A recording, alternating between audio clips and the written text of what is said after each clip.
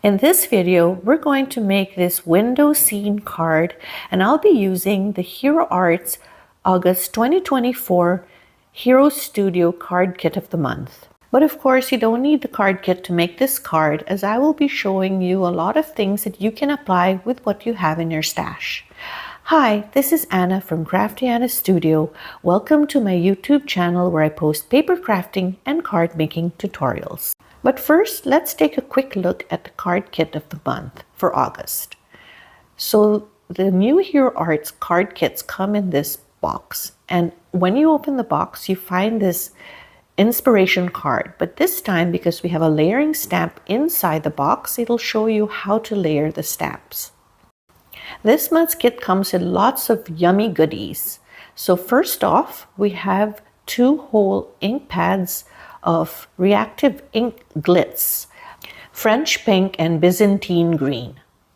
So these are new ink pads from Hero Arts, and it has some beautiful shine to it. You also get 3 ink cubes, Fruit Punch, Green Apple, and Key Lime Fizz in Reactive inks. You also get a container of Hero Wax in the olive color. The kit also comes with fancy dies with leaves, flowers, and a vine. The highlight of the kit is a 6x8 stamp set of layering stamps. You can create a jungle scene with lots of leaves and foliage, birds, animals, and also lots of sentiments. And you get coordinating dies as well. The kit also comes with this stencil where you can stencil some trees and vines and leaves, as well as edges of grasses and more leaves. It also comes with a plastic palette knife, and last but not least, 5 sheets of beautiful tropical inspired washi sheets. This is the card project we're going to do today. Just remember, I'm focusing on the techniques and not so much on the stamp set I'm using. So here we have 2 colored cardstocks in green, a dark green and a light green.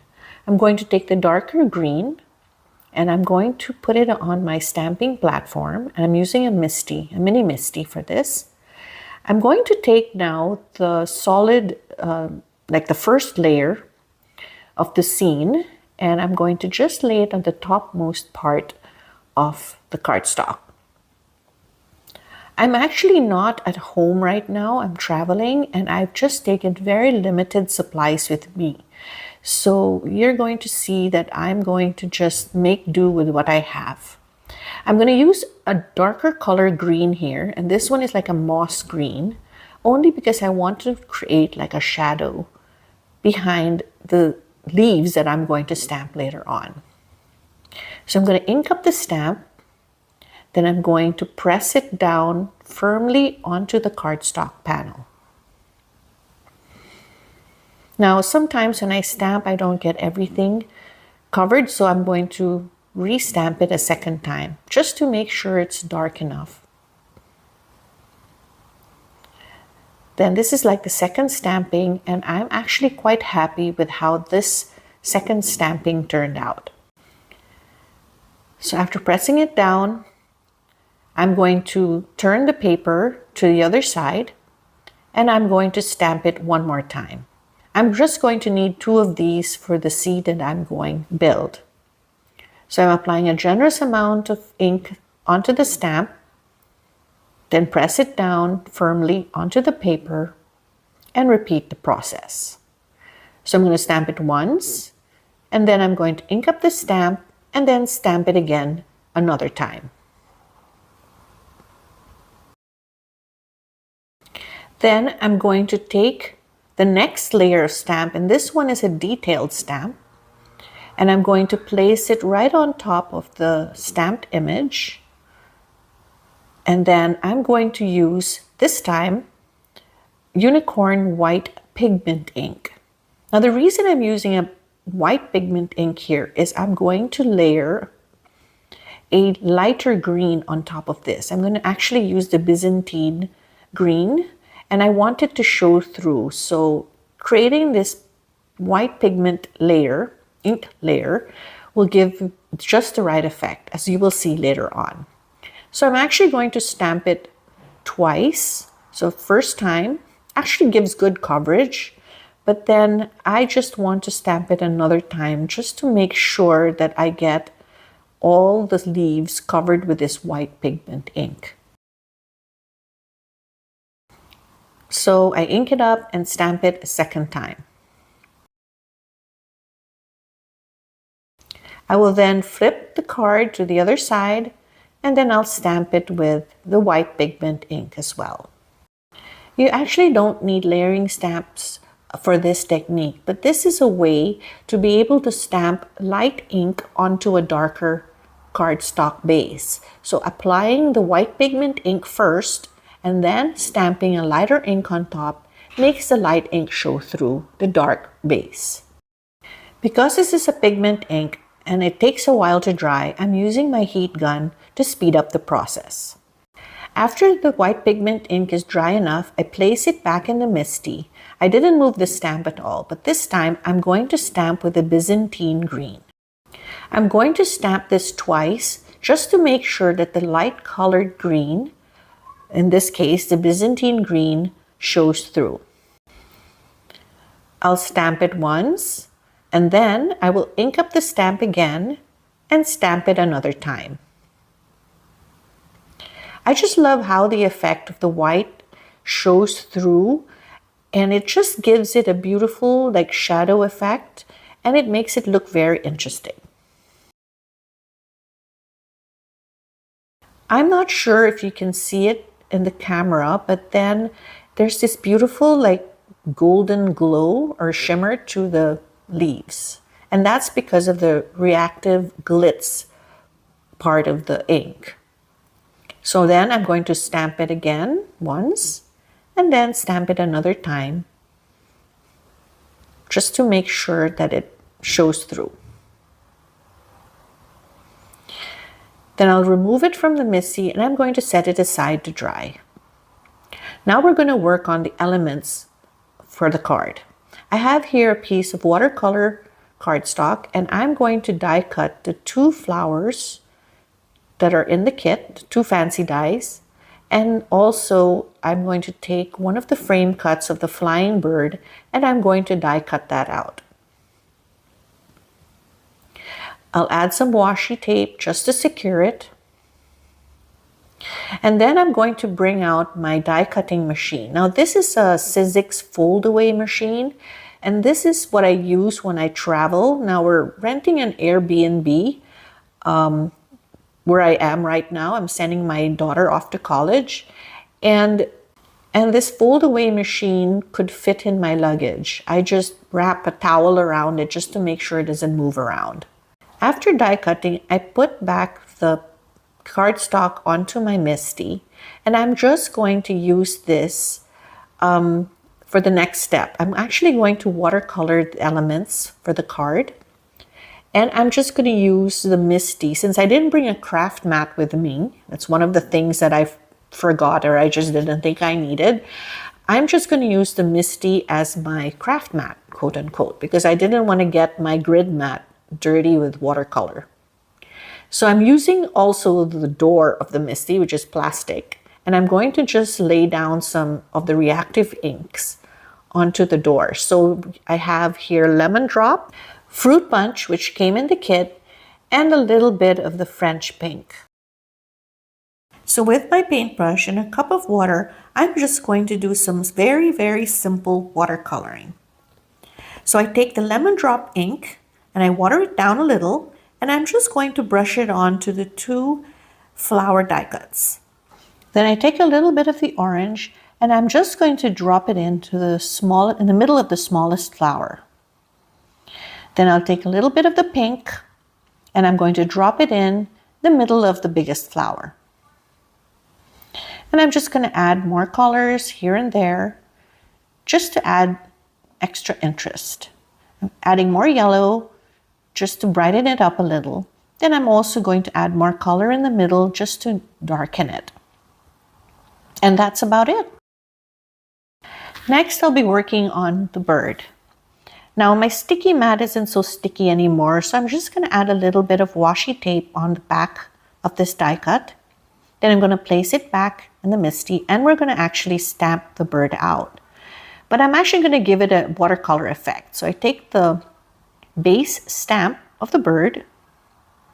I'm going to line it up on the die cut. Close the door of my stamping positioning tool. Pick up the stamp. And then I'm going to take the French pink, and I'm going to use the edge, just the corner edge, and just ink up the upper part of the bird, with the head and part of the wing. I'm going to stamp that down. And the reason I did this is because I wanted that part to be the most prominent part and not get washed out. I'll take a little bit of the French pink and apply it to the door of my MISTI, and I'm going to just watercolor the rest of the die cut. Just like this, very lightly all over. This will be part of how I'm getting that watercolor effect, because I wanted this to match the flowers. So then I'll get the detailed stamp of the bird and I will lay it down, try to position it as best I can, close the door. Then I will take the fruit punch ink, apply it onto the stamp, and with a brush, which is a little bit damp, I'm going to just apply it onto the bird just a little bit, just to wet the ink a little. And because this is a reactive ink, it will have this beautiful effect of watercolor when I stamp it down. I just make sure it's well applied, and I stamp it a little bit more, and here you can see the watercolor effect. So while that's drying, let's work on the window for the card. I have here a piece of white cardstock cut to 4 1/4 by 5 1/2, and also the light green cardstock. I am going to be using this infinity die from Hero Arts called Rounded Jewel, but you can use whatever infinity or even layering die that you have. It just has to come in 2 sizes, a bigger one and a slightly smaller one, just to achieve that layered window effect. So I'm going to die cut this off camera, and this is what it looks like. Then I'm going to take the green cardstock, which is actually the second layer, and I'm going to line it up from the back, and I'm going to tape it down with washi so it doesn't move as I do the placement of the second die. So I'll tape it down with washi tape, then I'll flip it over, and then I will take the next size of die. Actually, this is 2 sizes down from that infinity die. Then I'm going to position it where I want it to be and tape it down with washi, and then remove the top layer and then die cut it off camera. So this is what it looks like. The green cardstock is a little bit longer. I'm just going to trim it off camera. And I'm going to use the offcut from the trimming to die cut the vine. And that also came in the kit. So here's the vine. It looks so intricate and beautiful. Now, just to add a little bit more interest and to tie everything in together, I'm just going to swipe the Byzantine green ink pad all over the green cardstock opening. And that's what it looks like. I'm not sure if you can see it, but that's the gold sheen to it. And I'm also going to do the same to the vine. Then I'm also going to set that aside to dry. In the meantime, I'm going to just add some color to the die cuts. I have here some colored pencils, and I'm just going to add like more detail to the flower just to make sure that the detailed parts come out. Not sure if you understand what I'm saying. But anyway, I used an orange, and then here I'm using like a red just at the middle part to emphasize the middle of the flower. And then with black pencil, I'm adding 3 little dots to the smallest flower. For the big one, I'm going to start out using a little bit of orange in the very middle. Then I'm going to switch to the pink and actually use that to deepen the pink that's already on the flower. Then I'm going to use the red right in the middle, and then I'm going to just outline some of the elements and details of the flower. Then I'm going to come in with a black pencil and just draw in all the extra details, like the little dots and the lines of the flower.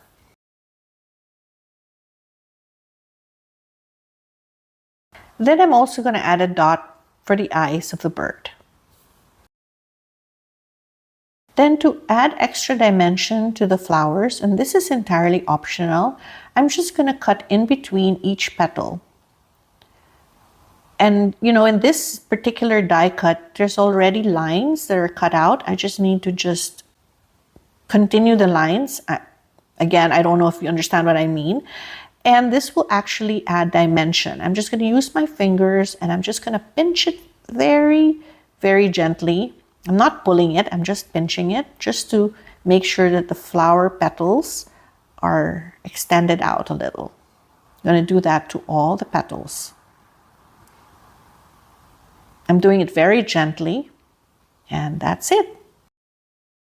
Then I'm going to take the coordinating die and I'm going to die cut leaves that I had stamped out earlier. Now here's where I made a mistake. I really shouldn't have die cut both, but just only one, and you'll see why shortly. But you know, I was able to make it work. So this is where I made that mistake. This one was supposed to be whole and not die cut at all, because this is the background of the card.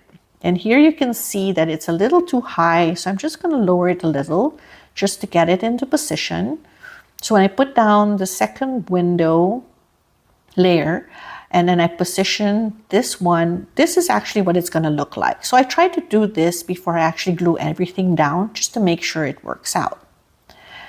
Now, before I assemble the card, I'm just going to take the front panel and I'm going to stamp with the Hero Arts Intensified Black ink the sentiment, "Have a wild birthday," onto the front, lower left side.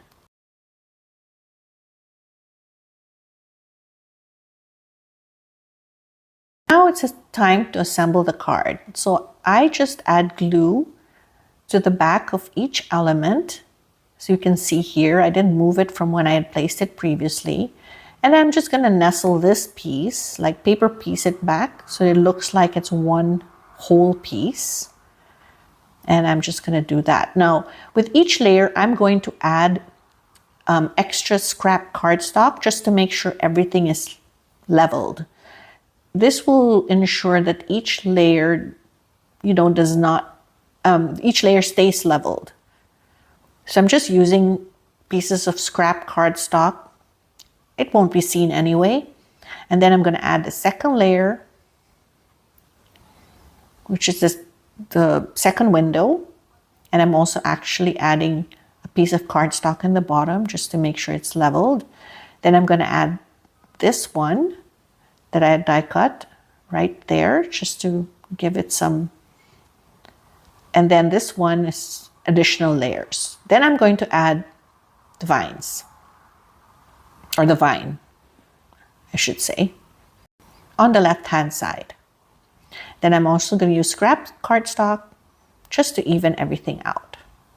Then for the final layer, I'm going to just glue down this panel, and I make sure to use the sides to make sure everything is all lined up before placing it down.